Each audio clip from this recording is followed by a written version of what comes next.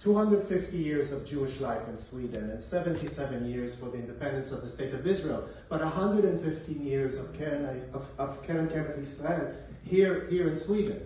You can see that this is in the middle. Okay, not really in the middle, but the idea that before the creation of the State of Israel, you had the blue box.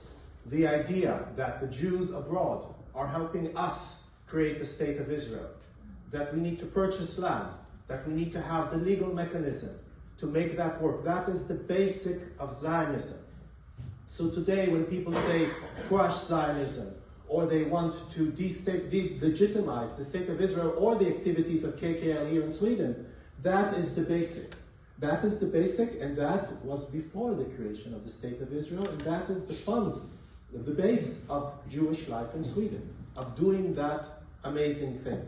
So that's the first point I want to say, that I'm so impressed by the activities of KKL because it really helped create the State of Israel. And then, your personal story. It shows us, you know, we talk so often about the goals of the war. 569 days since October 7th, and that the war is going on. We forget sometimes, you know, the goals of the war are to return the hostages, and as we speak there are still 59 hostages, about half of them we know that are alive, and they're rotting in the tunnels of Gaza.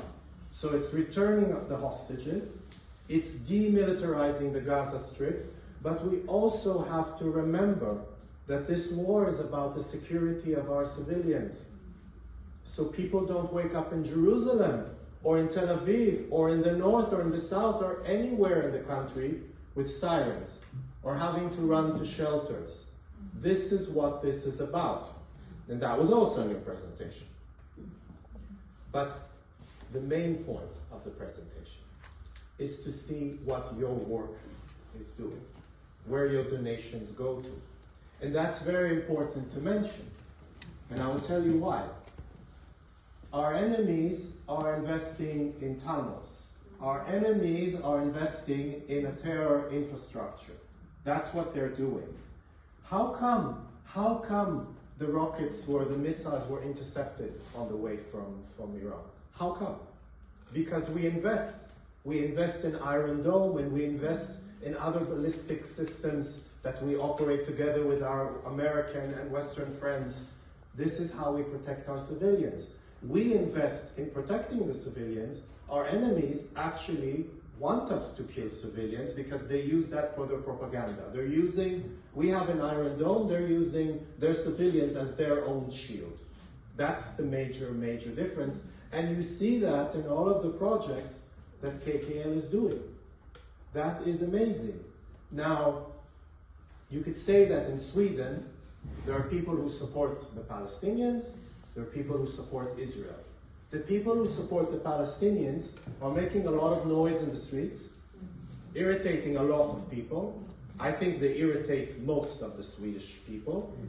They irritate, and they are very aggressive, and they don't listen to anything. They irritate regular students in universities. They're just making a lot of noise.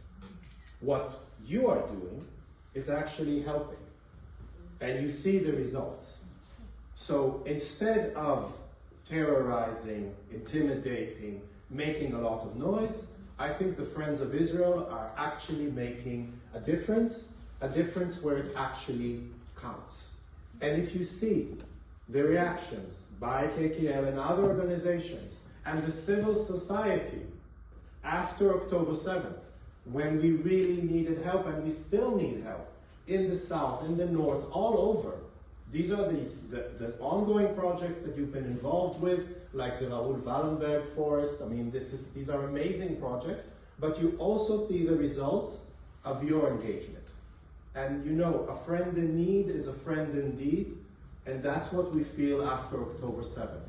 You know, this week I went to the residence of the nuncio, the representative of the Holy See, to sign a condolence book for the death of Pope Francis. And there was a line, so I was sitting and talking with the nuncio, the representative of the Holy See here in Sweden, and he told me, well, you know, the Catholic community is so small in Sweden, we're only 120,000. And I told him, well, you know, the Jewish community is perhaps 20,000. And he didn't believe me. He said, no, that's not possible. It's not possible that such a small community makes such a big difference. And for this, the Jewish community and the friends of the Jewish community, because KKL, you can be a donator, you can help the projects, of course, are for anyone who sees the importance and the significance. And this is something that I am particularly proud of. So I think, Vika, you reminded me that there is a base. The base is Zionism, and you know Zionism is not a swear word. Unfortunately, there are attempts to delegitimize this word. And you know that this is a form of anti-Semitism. Because basically, the people who are saying, oh, we have nothing against Israel, it's just, we don't like the Zionist. We don't like the Zionist idea. You can be Jewish, but if you're Zionist, you can't be in our university, or we don't expect us to protect you in our city. That is a form of anti-Semitism. Because what is it basically saying? That every nation around the world, Swedes, Norwegians, Palestinians, everyone has a right for self-determination except the Jewish people. And KKL, again, that is hardcore Zionism, and I know this is why you irritate so many people here. I attended, I think we spoke about it in one of our meetings, I attended a foreign affairs debate in the parliament, and KKL was mentioned a zillion times. Yes,